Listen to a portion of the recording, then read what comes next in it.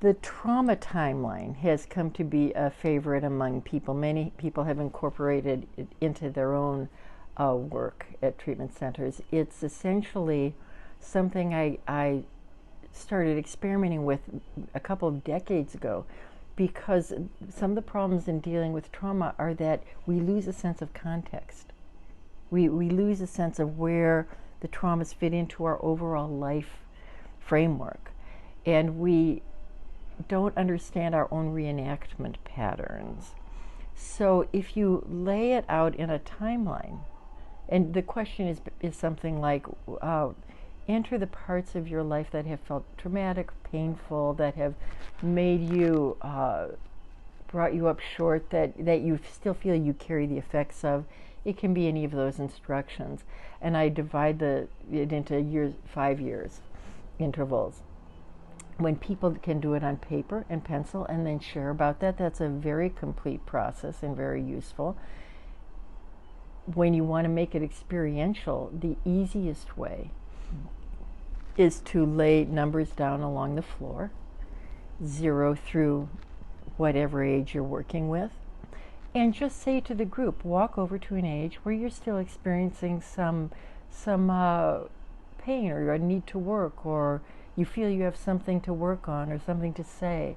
And what happens is the group becomes sociometrically aligned according to age. That means that the people who feel shut down as a baby can talk to each other. 5-year-olds talk to each other, adolescents talk to each other, young adults talk to each other, middle age, etc. down the line. And people in treatment can have a lot more to say to each other than we as therapists have to say to them. The healing doesn't come from us necessarily.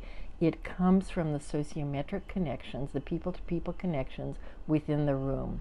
And when you can sociometrically align people according to age, feeling, in the case of the feeling floor check, then they have something to share with each other that's richer and more immediate than what we as therapists may have to share with them at that moment. They are in treatment together. And that becomes a very rich, each one teach one kind of an experience. So the trauma timeline, I really did in response to these needs. And another way to do it is to have one person walk it, right? Just one person, and the group can witness. So they're walking along the timeline and kind of narrating their experience as they do, in almost a soliloquy. And if they're in treatment for substance abuse or any kind of process addiction, they start to make the trauma and addiction connections. Here I am, I'm 7, I'm starting to feel isolated, I'm starting to feel scared, I eat candy, I find I'm not 8, I find ice cream. Okay, and this is what's going on in my house at that time. I'm feeling so alone or disconnected or scared, and I move through, and at 11 I find beer. 12, 13 I find pot. And so they start making the trauma and addiction connection, what they're self-medicating, where they started, and so forth.